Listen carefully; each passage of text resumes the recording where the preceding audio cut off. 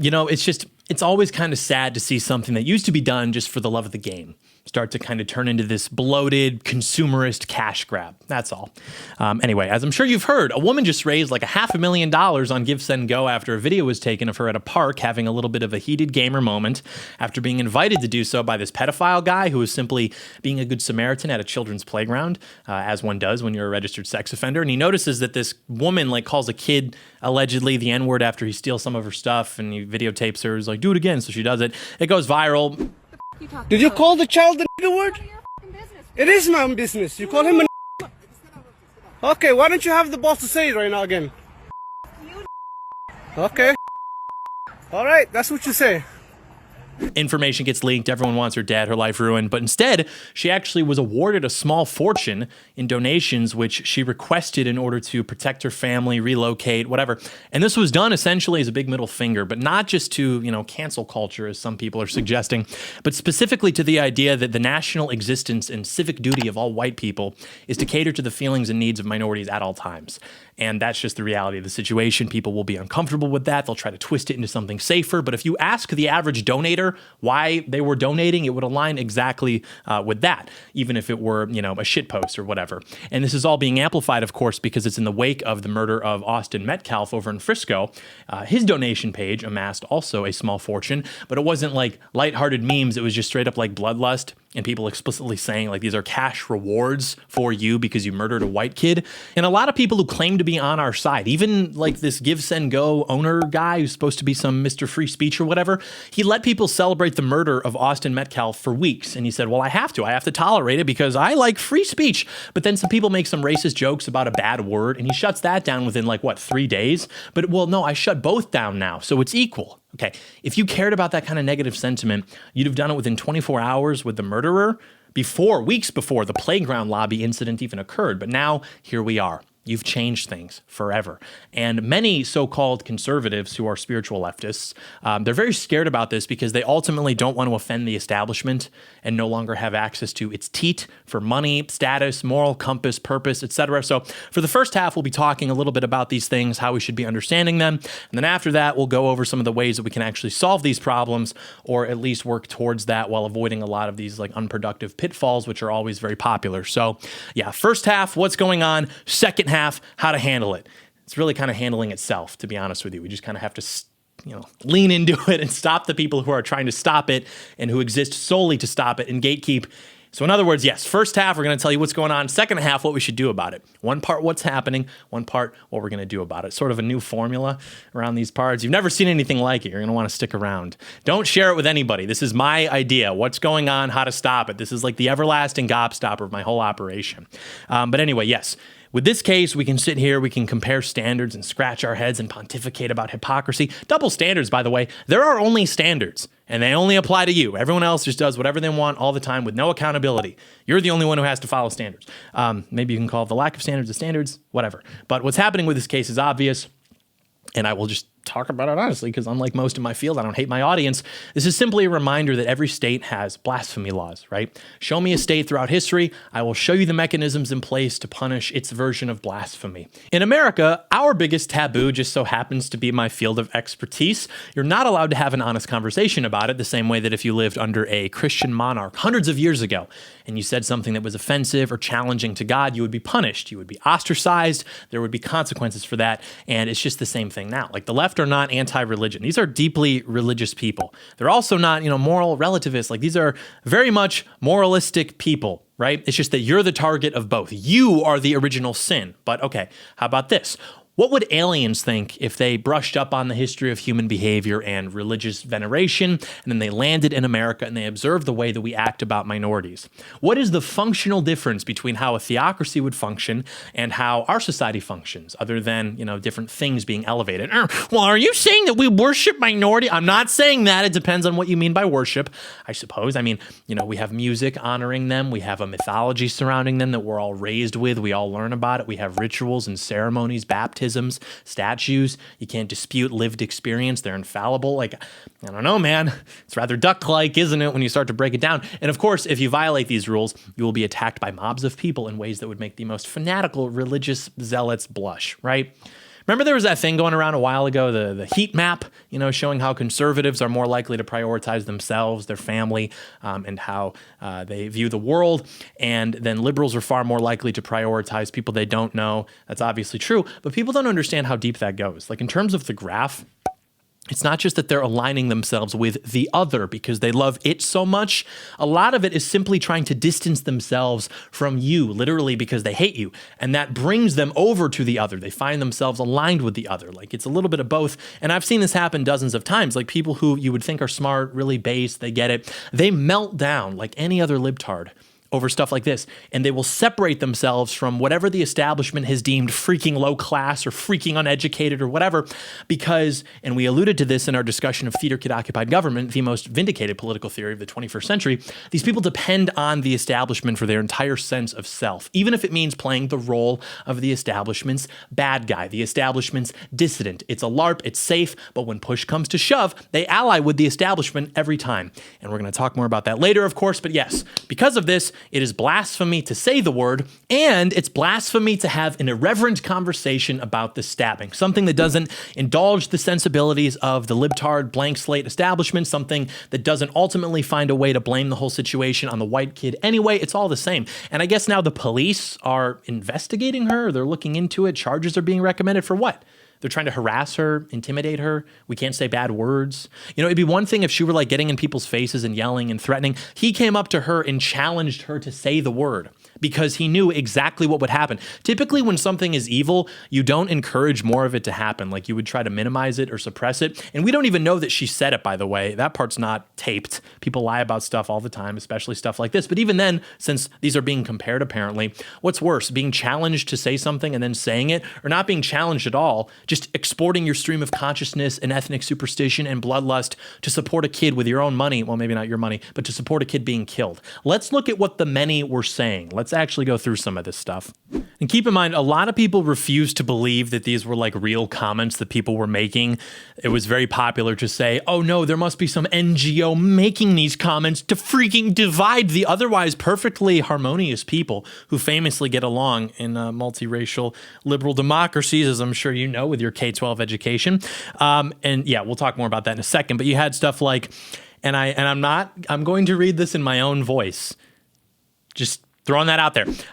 We have, and I hope we help you raise 1 million. These white people can die mad like they ancestors did, crying, laughing. Whites have been obsessed with black people for years. It's 2025. The hate is embedded into their DNA at this point.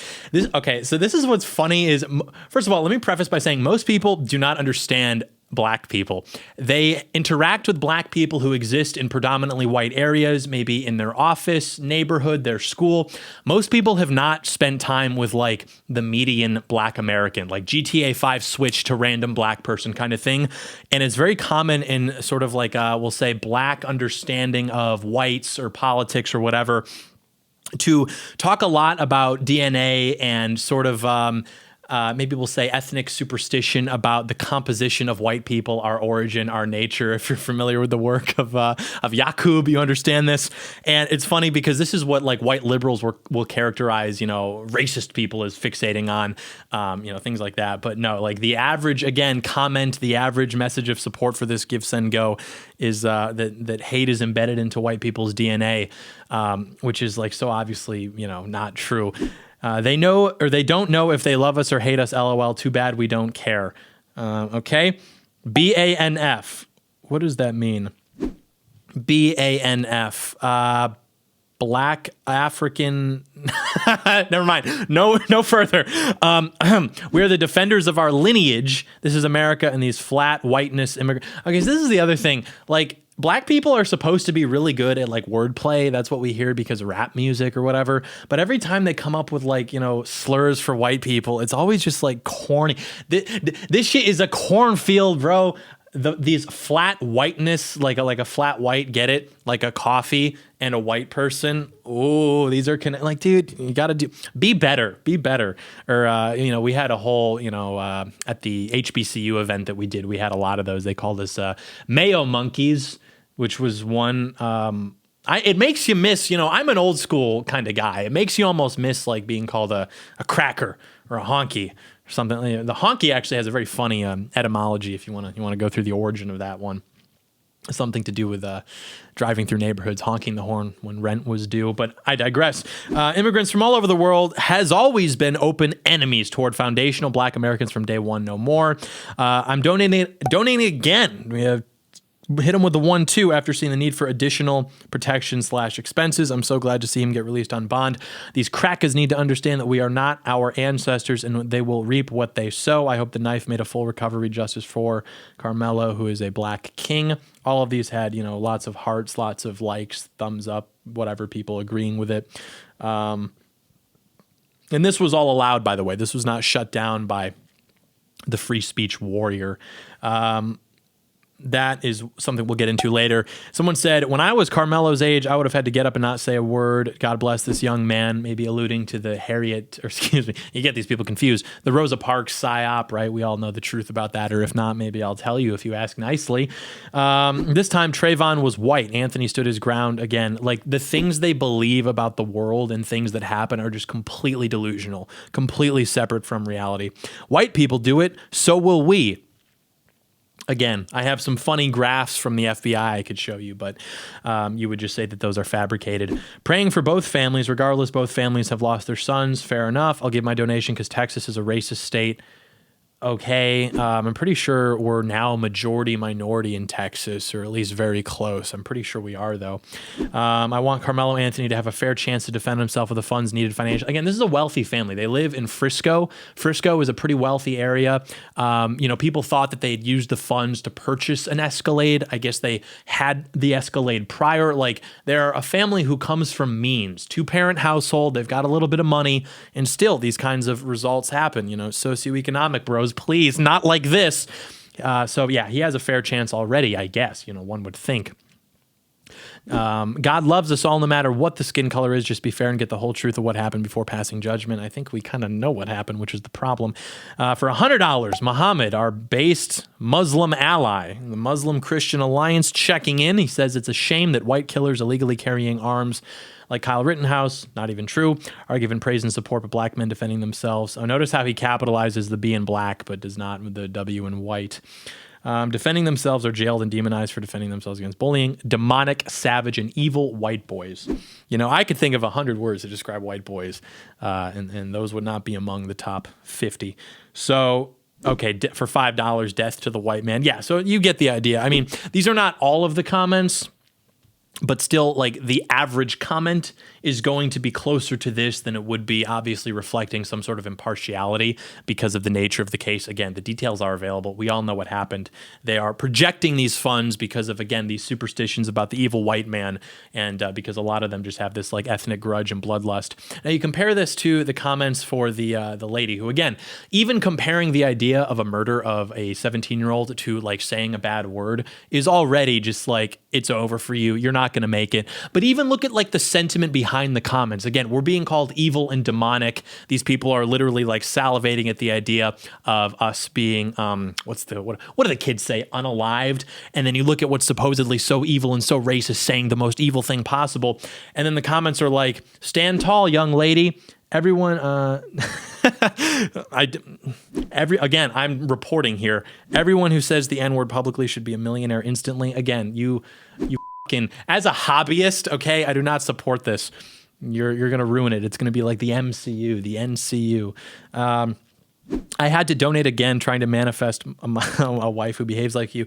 George Floyd for $20 says, don't worry, the 20 is not fake. Thank you, George Floyd, the martyr of the modern American conservative movement, again, who led a protest against fiat currency by bravely making his performance art, and then he was killed by an agent of the state because of that. We all know that. Austin Metcalf's real dad for 20 says, thank you for being stronger than I am. Yeah, unironically. So yeah, you compare the GoFundMes and, on the one hand, you've got like George Floyd, George, droid, like that kind of. And then on the other hand, you've got just like, hey, thanks for killing the white man. Here's some money I found. So not exactly the same kind of apples to oranges, I think. And these events are such a great filter. That's like the real utility that comes from them. People that I otherwise like or respect, like totally failed this because they wanted to use it as an opportunity to virtue signal, or worse, jerk themselves off publicly about how objective they are, how they may be conservative, but they don't mind calling out BS when they see it. Like, dude, the vector of energy that is being directed is killing this woman and her whole family because she said a word, and basically implying that anyone who has a problem with Austin Metcalf being stabbed is the same kind of person as her, and you're joining right up with them because of your own gay little reasons, which, by the way, are fake. Like, that's the real reason. It's always more comfortable to go with the establishment narrative, even if for different reasons. You get the security, you get the social rewards, and that makes people feel good. It's that simple. At the end of the day, it makes people feel good to go along with stuff like this. The social rewards are too great. The propaganda is too internalized. They might fashion themselves as like a super based conservative. At the end of the day, they will find themselves echoing leftist sentiment because that's who they are. That's why the sweet spot, right, is being a former libtard who just thinks they've gone too far. You get to posture as having like evolved intellectually. You get to pretend that you're some kind of dissident, but you're still a libtard at your core. So even if you claim to dislike the excesses of libtardism, you still get to be in the club. It's the jackpot. It's like the best idea ever. And they're saying he was only 5 years old. It's like, this kid doesn't even look like he's 5. He looks much older, and there's no proof anyway. But regardless, you know right from wrong by that point. Whether you follow that is different, but it's not like you're doing that, and someone comes up to you, they catch you, and you're like confused, like, wait, why are you upset? I don't understand. No, you know exactly what's going on. You might lie about it. You might deny it because you don't want to get in trouble. You're a kid. One of my earliest memories is getting caught stealing this little like knit doll figure from an art store owned by a family friend. I was probably 5. I was actually probably even younger than that. And I knew exactly what I was doing, which is why I tried to be sneaky, but didn't cut it. Well, you shouldn't be calling a kid the N-word. Yes, so true. Also, though, he was Somalian. Like, you don't have claim to you're East African. You've been in America for 5 minutes. One could argue it's more offensive to call you a Somalian. Apparently he had autism too or whatever. There's no evidence of that, but even if there were, it's probably a scam anyway. Like literally everything that happens in the first world when we are enriched by people from the third world. There's a whole scam right now in Minnesota where Somalians are just lying about autism to get free money. Like, we see that autism providers increased 700% from 41 to 328 between 2018 and 2023, and the state funding for these services surged from 6 million to 192 million, which raises, quite a few red flags about fraudulent billing practices. FBI raids are underway targeting centers like Smart Therapy Center in Minneapolis, which allegedly billed like $14 million for unprovided services, with reports of unqualified staff, children who didn't appear autistic, linking this fraud to the earlier 250 million feeding our future scam involving Somali-run organizations. There was a 2009 Minnesota Department of Health study finding that Somali children were 7 times more likely to receive autism services than non-Somali children, a disparity that grew, prompting scrutiny of, culturally appropriate centers that may exploit tax oversight for profit. Anything that can be done, that can be scammed to get money from you, it will be done. Also, speaking of stealing, autism doesn't make you steal things. I know people with autism. I know autism. That's not one of the symptoms. If anything, saying the N-word would be like the more autistic occurrence in this situation. Like if I told you that 2 things happened, someone stole something, someone said the N-word, which party would you guess between the 2 is the autistic one? And even then, I don't buy it, dude. That part's not even on video. We know the script of how this stuff goes. Just say whatever you have to. Oh, he called me the N-word. Oh, I have autism. How many hundreds of times have we seen that? Like, oh, he called me the N-word. Just this like ad hoc excuse for bad behavior. How about you? You're lying. Who cares? Well, it's evil to call a disabled Somali kid that. What is a disabled Somali kid as opposed to an abled one? Much to consider. And as much as they talk about how evil this stuff is, because they're so defeated and impotent and gay, they can't even treat it seriously. Simply because they represent the lower orders of the spirit, they cannot bring themselves to say it with their chest, so to speak. So even if you're a murderer or you're a freaking racist, what do? They say, stop being weird. Stop being crappy. Can you not? What's with the Reddit speak? Why would you not be sincere? Why would you not be earnest if this is so important to you like you claim? Even they don't seem to believe it. Their actions do not line up with the words that they're saying. Apparently, Kyle Rittenhouse killed 2 of you in cold blood, and all you can do is send him rainbow dick candy. Like, obviously, he did nothing wrong, and he's one of the boys, but it's like even they don't seem to be taking themselves seriously. Forget what we think about them. Oh, you hold this position that I swear is the greatest evil known to humanity. Why are you so weird? That's problematic. Like, these things are so obviously not the same. Using a word is not the same as killing somebody in cold blood at a track meet. Well, it's still pretty bad. Why do you have to keep shoehorning that into the conversation? Why do you have to keep making it about that? Why are you so insistent that these things be included in the same conversation? You are uncomfortable with me saying that murder is wrong and just ending it there. You are so blue-pilled that you actually feel it. You experience the need to just throw a bone and say, well, words are wrong too. And I've seen it happen. Talk about anything scary with the most based people. They start shifting in their seats. They squirm. They become uncomfortable. It's evil. Nobody actually seems to believe that, though. They just say that because it makes them feel good. If you did something evil to a child, like hit him, break his toy, the reaction, especially from a spectating man, would probably be something a little bit more serious than like literally pulling a phone out and asking you to do it again so you get in trouble with the internet. You could even walk up to a kid and yell every 4-letter word that comes to mind. And if filmed, people would say like, wow, the heck is wrong with that guy? What a jerk, right? But using the word evil to describe language like this, as is always done in these cases, which of course always cause, national outrage, it's not done with concern for accuracy. It's just part of the ritual itself, which we all must participate in for reaffirmation that the experience and feelings of Somalians, I guess, is the center and purpose of our national existence. It's minorities, racial, sexual, anything but us. It is anti-national. It is anti-us. How do I know? Because when 5-year-old Cannon Hinnon was executed on his front lawn by a black man, the same people who are now losing their minds about a word being used either didn't say anything about it or said, well, sure, it's evil, but also it's evil to focus on it because that could cause hate. Or what about the 3-year-old boy who's randomly stabbed to death in a grocery store parking lot? Of course, they had a similar take with the recent story with Austin, right? This is called disingenuous. This is called, we are going to turn you into a hearth ornament.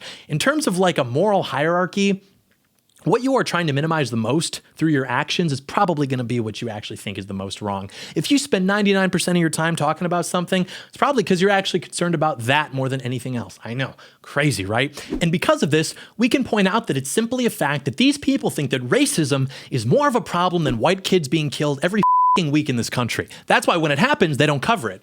And when it's covered by others, they're right there. They're the first there to be the umpire, making sure that it doesn't get freaking problematic. You're a coward. You are a leftist. You are a slave. And they'll say, well, of course I don't want people being killed, because they have to say that to try to conceal how ridiculous they are. But that doesn't really square with what they choose to focus their energy on. Like, these instances happen all the time. And curiously, we only hear from them when people start to get pissed about it. So if I were a cynic, I would say that they don't actually care. They don't really care. They only say that so that they can blend in until it's time to gatekeep again. Now, personally, I don't know, kind of a zany guy, I think that kids getting shot in the head on their front lawns or stabbed to death at their track meets or in grocery store parking lots, I think that's worse. And because I believe that, I don't even think it's necessary to do the whole, oh, it's all bad, like that whole routine. In fact, I think that even suggesting these things are comparable by taking time to bring up, well, we shouldn't say bad words, doesn't actually emphasize that point. It just dilutes how bad these cases actually are, which is exactly the point. That's why they do that. That's why these people say, well, it's all bad. They're not actually concerned about like the moral compass of the nation or keeping its kids safe. They do it to obfuscate the discussion and to muddy the waters because, like so many others, they personally are uncomfortable with the idea that an instance of a slur being used is not drawing as much attention and focus and money as conceivably possible, especially if it can be drawn away from situations which frankly are far more important and far more frequent. They're still on the plantation. Well, guys, come on. I don't think this is a good idea. Let's turn back. No. Dinesh D'Souza told me we are off the Democrat plantation. We won. It's time to act like it. It's a word. Grow up. We need to be free again. We need to be free from the asterisk of minority worship, where everything about everything that exists is all in reference to the feelings of the oppressed. No thanks. No, it's all garbage. And a little bit of garbage can ruin fresh water too, right? You can't just, oh, well, of course, some of this is true, just not this part. Like, you can't dispute them on 1 out of every 10 extremes and think that, like, somehow that's going to keep them from coming after you. Look how that's worked out. Made up holidays, statues in Times Square, you name it. And the reason that these things continue to happen is because we entertain the asterisk, right? We second guess ourselves. If the vibes that Americans experience weren't that the struggle of minorities is the center of our existence and the questioning of that is literally our period equivalent of blasphemy, then people would be like, wait, what the hell is happening? Why is this like this? Let's simply take 2 weeks and immediately put a stop to it. But instead, even the people who supposedly get it are just completely helpless. Not 2 weeks ago, I had some based conservative tone police me for talking about this, getting into the nonsense, the CIA put crack in the black neighborhoods. Like, I need a break. I can't, dude.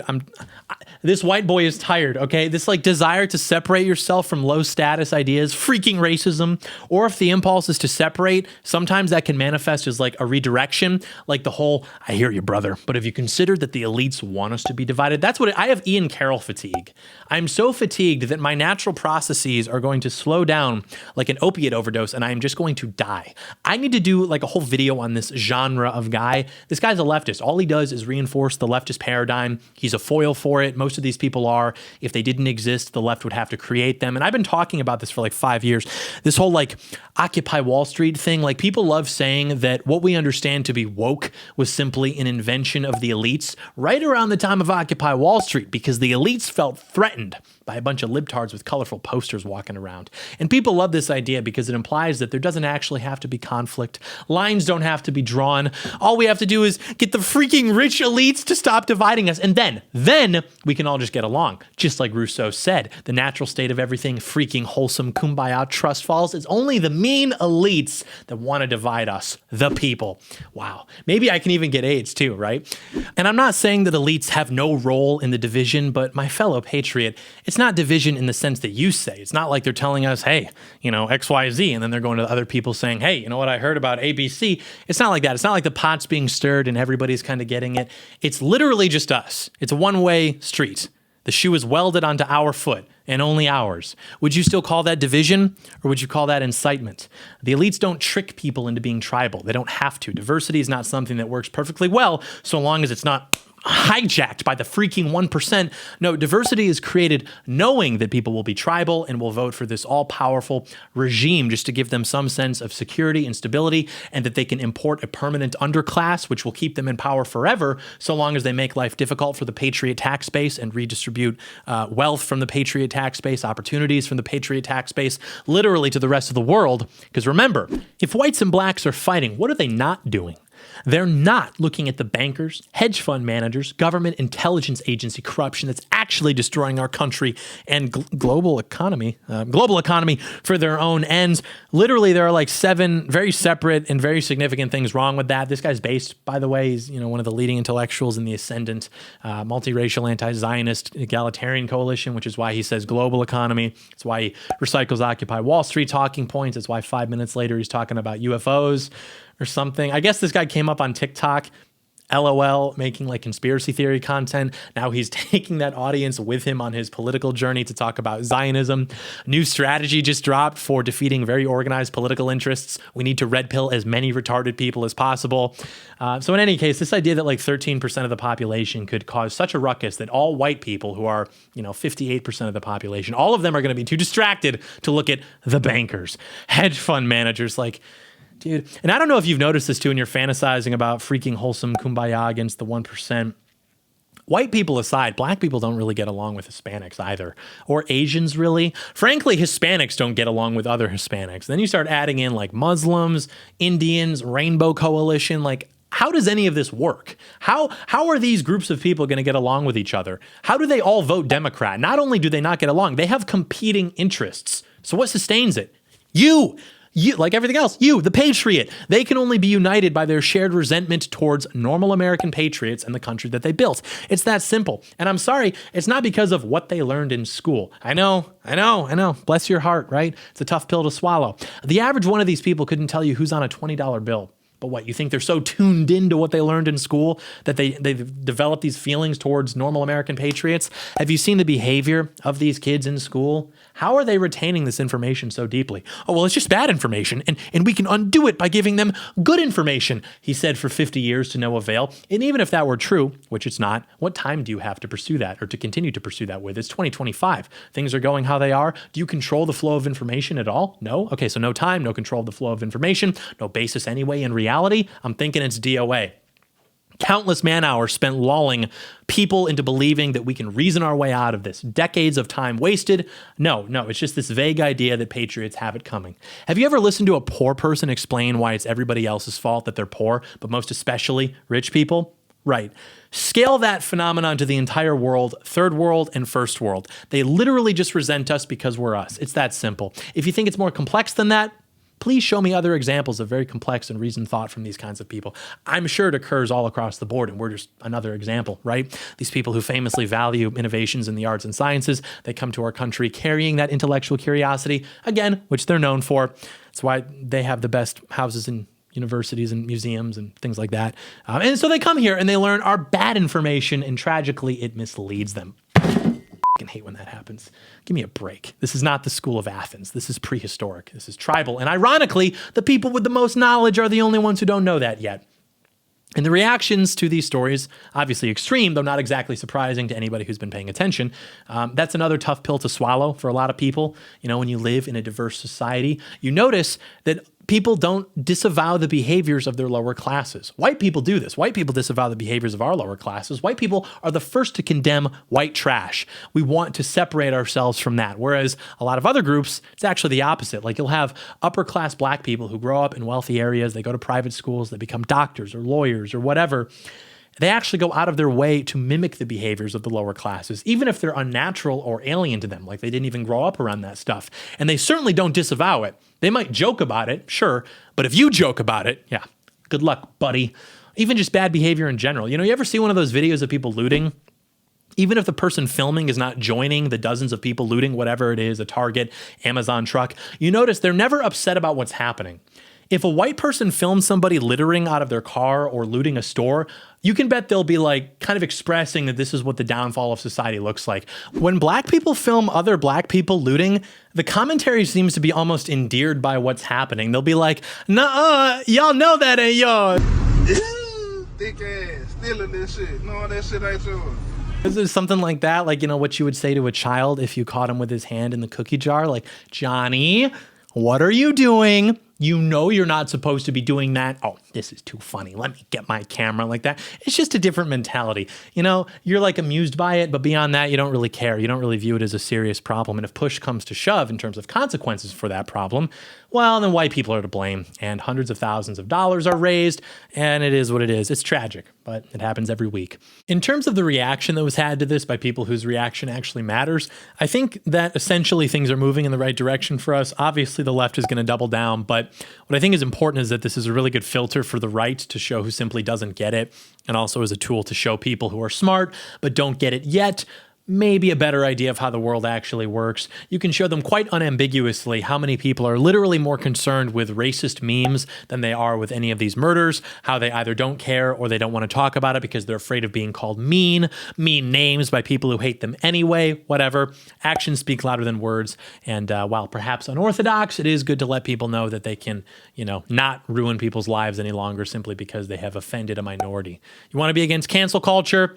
Hey, it's a culture war. War is ugly. You're using the word war. War is ugly. Sometimes you got to give $500,000 to somebody for saying the N-word.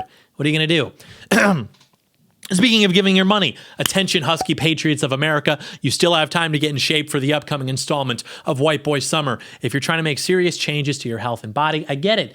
You got to get into a routine. You got to lift. You got to figure out your cardio situation, how husky you are. In the background, you got to fix your diet. Do you have to meal prep? I get it, okay? I've been there. And as much as we like to delay gratification, I do have a way for you to get where you're going a little bit faster. And that comes from our cool new friends over at Lumen. Basically, what they can do for you is allow you to take your metabolism and monitor the situation, your metabolic flexibility, how easily your body's switching between carbs and fats for energy, how efficiently you are using that energy. That's where this comes in. It is the first handheld metabolic coach. You just breathe into it in the morning and it tells you what fuel source your body is using, gives you personalized nutrition, workout, and recovery guidance based on your real-time metabolism. You don't have to take shots in the dark anymore. You know, you don't have to spend weeks or even months waiting to see how your body is reacting to whatever changes you're making so that you can make adjustments if it's working, if it's not working. It just tells you exactly when you need carbs, when to fast, how to fuel your body for your workouts. So that way, every mile you run, rep you do, whatever. It's working with your body as opposed to against it.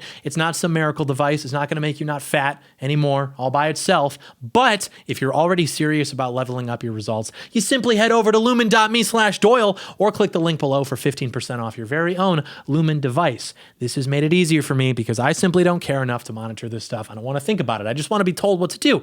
I just want to follow orders. What young man doesn't? So that's why it's awesome. Go check it out. Very epic. Lumen.me/Doyle. Awesome. We continue. So like with anything, some people are going to take it a little bit too far, be a little bit silly. I saw some people emerge from the ghettos to be like, if you still won't drop a hard R, nothing's changed. You're a slave. Okay, can we count to 10? Can we relax a little bit? Have a do shine. Let's all just... something I think is important to keep in mind. Generally, keeping a level head is important, right? But if you want your political project to be successful, you want to avoid wearing the costume that the enemy has already scared people with. You don't want to become what the media has already primed people to believe that you are. Well, they call us that already, so we're going to embrace it and make it ours. What kind of thinking is that? Where have I heard that before? Who do we know that possesses that mentality? Is that you? Is that you, Patriot? The point is, we don't control the infrastructure which is responsible for defining certain things in the public mind. We are normal, and everything we believe is common sense, and we can explain that to people in terms that they understand and are sympathetic to, or even agree with outright. Things like America first, law and order, meritocracy. I challenge you to think of a single thing that we need to do which cannot be explained by those concepts. That's messaging that works. It worked with Trump. We simply need to keep leaning into it. Use this and lean into it even more. America first means no more anti-white propaganda. Law and order means death penalty to violent criminals. Meritocracy means that it's legal to hire white people again, whereas right now it's literally illegal to hire too many white people. We are capped as a matter of law. That's how it works. But now, thankfully, there's progress finally being made on these issues, which is good for patriots and bad for the anti-patriot. As such, with ground finally being made, the lackeys of the establishment, the faux right, the neocons, it's all the same thing. They've tried to use this incident as a way to, once again, put us back in the box. They've been trying to use these incidents and some of the responses to them to characterize the problems as just racism, which of course is the real thing that needs to be avoided at any cost because they agree with the left that it's the worst thing ever. The ends are to be completely avoided if the means can be accused of racism by people who hate them anyway. And their evidence of racism in these cases is, of course, people making memes. Or they're suggesting that, only stupid people would want to support this woman for wanting to relocate after the internet leaked virtually all of her personal information because she uttered blasphemy at a park. Again, like all members of the establishment, they rely on the status provided to them by the establishment for any sense of self-worth. So at the end of the day, no matter how much they claim to disagree with it, they still feel the same way about all of its taboos. They want to separate themselves from anything deemed by the establishment to be low status, which in this case, they've been dismissing as woke right. And they do this so that they can write off legitimate concerns about these things, which have completely achievable and obvious solutions, by the way, and so that they can continue to exist as a member of the establishment, playing the role of the opposition, since clearly all these concerns are not real, and it's just a psyop to get you to become woke too. You're woke right. So concerns about crime, education, anti-white racism, basically all the fruits of woke, well, all these progressive victories, by the way, which have substantially lowered our quality of life, well, to be opposed to that beyond just wanting to return to like some earlier phase of liberalism, actually, that's just as woke. That's the real woke. It's the woke right. And obviously that's disingenuous, and they know exactly what they're doing. But that being said, one has to be careful with how much they lean into that, even if it's just to get a reaction from those kinds of people and annoy them and dunk on them, because this kind of thing has been happening for a very long time, this sort of play, right, that they run to gatekeep the real right. So as it stands now, the thing is, one thing that's true, regardless of any happening, is that a lot of people just like to say the N-word on the internet. A man can have hobbies.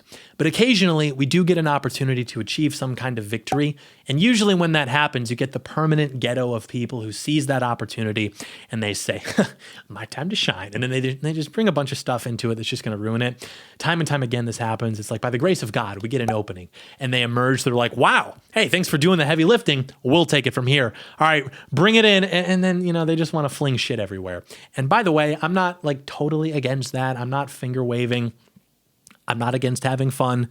I like memes. We just have to be careful not to let people who only do stuff like that get too close to anything that's trying to be serious. Because part of the problem with politics is the temperaments that it attracts. Like, think about conservatives, right? We struggle to win because the temperament of a conservative is somebody who pretty much just wants to be left alone. So if you've got a pool of conservatives to draw from for your leadership, a lot of those people are going to find it awkward or even like impossible to do what needs to be done in order for their political project to be successful, since their natural temperament or disposition is to just want to be left alone. And it's the same thing with people who identify as dissidents or outsiders. A lot of them just have a disposition towards being the outsider or being contrarian or edgy, and it makes them very difficult to work with, we'll say. It's difficult for them to do what's necessary to achieve victories because they wear themselves out purity testing or fighting or never wanting to actually take control because they actually prefer to be the outsider. It's something that's very key in how you understand the world, I guess. Like when you put up that welcome sign, you put up that bat signal, you're inevitably going to attract people who are defined mostly by their attraction to, say, naughty ideas, to being edgy, to being provocative. And believe it or not, those people tend to have compounding traits about themselves, being disingenuous, disagreeable, off-putting, neurotic, things like that. Like people who are naturally attracted to ideas that are considered bad or wrong, not because they have a commitment to the truth and they realize along the way that those ideas are actually correct, but they have a commitment to being edgy and disagreeable and contrarian, and then they stumble upon the truth at some point, and okay, that's cool too. Those kinds of people are going to be a cancer to anything that takes itself seriously. Because believing in what we believe in could technically be considered antisocial, since much of the public has literally been socialized to believe that everything normal is actually abnormal. And so there's like two ways you can arrive at these beliefs, because you're normal or because you're antisocial. Like you prioritize being normal and being honest, and so you arrive at the truth, or because you prioritize being antisocial, and because you're antisocial, then you also happen to end up here anyway, right? So it's a very interesting sort of ecosystem. And antisocial doesn't mean shy or introverted. Like it means that you possess traits which are the opposite of pro-social, meaning things that regard others. It means that you're deceitful and impulsive, reckless, neurotic, irresponsible, disagreeable, etc. Those kinds of things, which are all characteristics of very low quality people. And one thing about the successful secret organizations that Ian Carroll talks about, you may not know this, but forming secret organizations and societies is just sort of like something that Europeans like to do with rituals and costumes and all that stuff. And it's funny too, because it provokes the superstition of the third world, because when they do that stuff, it's like witchcraft and occultism. So yeah, this like increasingly popular third world anti-Zionist egalitarianism, all that sentiment, they really like talking about secret societies, you know, which is to say non-public, which is to say exclusive. You can't join. You are dumb. The point being, organizations that are successful, or organizations in general, like we mentioned, the ones that have been successful, something to note about them is they simply don't tolerate low-quality behaviors or low-quality people, because they understand the inherent problem with that, because they understand that those are a cancer which will compromise the integrity and the prospects of the organization. And this has been the case for a very, very long time. There's like a permanent fixed number of those people who are permanently like on standby in these sort of political ghettos, and they just wait for exactly that signal to be put up so that they can come ruin a right wing which actually starts to develop some teeth. And quite often they're in collaboration with law enforcement, the intelligence community, the deep state, and so on. This has occurred cyclically since the 1950s. It's just how it works. And so you kind of want to avoid that. You don't want to give people who are otherwise intelligent and capable a reason to just write you off and not take you seriously because you've chosen to associate yourself with something radioactive, right? We were supposed to learn that in 2017 and many, many, many times before. But again, we must be pragmatic. We must accept the iron law of mankind. People are retarded. So yes, you can do anything you want. The world is yours, but you have to figure out how to do it without being, what's the phrase, unoptical. And if you look at the antibodies that the establishment is throwing at us, it's actually a very typical play. Once you read about this thing enough, it's like any boss fight, right? Like, you know, it's got like 5 different moves. It's got quick times, weaknesses. Once you know how it works, it's really not that scary. I saw a tweet the other day from a guy who was basically lamenting that he'd wasted so much time reading about like edgy and esoteric political stuff when he should have just spent that time reading about how the regime actually works. And it's like, yeah, that's going to be a lot more helpful to you. The other stuff is basically like entertainment, but you're really not going to get a lot else out of it besides, you know, some vanity when you name drop it in conversation or whatever. But anyway, yes, one of the ways the regime defends itself is by this kind of stuff. People are familiar with the idea, of course, of controlled opposition. They use that term very frequently. The thing about controlled opposition is that it doesn't have to even be aware that it's being controlled. And in fact, it's better if it has no idea. And it could be something as simple as being approached by someone and they say, hey, you're really based. And me, I'm also based and I have money and I want to fund you for being based, but I can't do it publicly because the Matrix would come after me and my money, as I'm sure you understand, being that you are based. But you're a hero and I need you to keep being based and I'll put up the money for it. Or other times, these people will be in contact with members of law enforcement who have convinced them that there's like some rogue Patriot cell operating within the FBI or NatSec or something. Or other times, these people are perfectly aware that they're compromised and they accept it either because, they want the money and the attention, or because law enforcement has something on them, or quite often there's some combination of all of these factors at play. Or they do it simply because they're incredibly stupid and they want the attention, but it's nuanced, right? So it's all what people would say is controlled opposition. People say that, but they don't understand really the mechanics of it. But all sides of this need each other. It's a perfect relationship. The neocon types need them because that's how they secure their existence. They need these kinds of people because that's how they justify themselves. They say, well, look, this is the alternative to me. Look, it's every evil, scary thing we've been warning you about. That's why they came up with the phrase woke right recently. For the last 70 years of American conservatism, there's been a period equivalent of the woke right. It's the same strategy, just with updated branding. It's always been the neocons, we'll call them the fake opposition, using some ridiculous boogeyman that's just as much a part of the controlled opposition as they are to characterize the real opposition, the patriots. And the boogeyman types feed right into it. They say, see, it's just as bad as we told you. They're attacking us because they're threatened by us. No, you idiot. It's all kayfabe. It's theater. Meanwhile, what's actually happening? Law enforcement goes after Donald Trump and his friends and his loyalists. New York State goes after VDare. It's dead now. They're treated with force, not just, we really don't like you guys. We would much prefer that you stopped. Why I oughta, give me a break. This white boy is tired. This white boy has seen enough. This clown show that's been always used to persecute the real right. Again, it's been happening since the 50s. The fake right, neocons, we'll call them for simplicity, even though I understand they're not ideologically all, they may as well be. Neocons, since they exist and are allowed to exist as a part of the establishment, will willingly and readily ally with that establishment without a second's hesitation in order to crush a real ascendant right wing, which would destroy that establishment and destroy them, the neocons, since they'd be out of the job if the real right actually won, since they don't do anything but pretend to be a threat to that establishment. They're just playing a role. They're LARPing. They are theater kids. So one of the things they do is they prop up these caricatures of the real right to make it look ridiculous as possible, which justifies writing it off altogether, persecuting it, gatekeeping it, otherwise mobiling all efforts to attack it.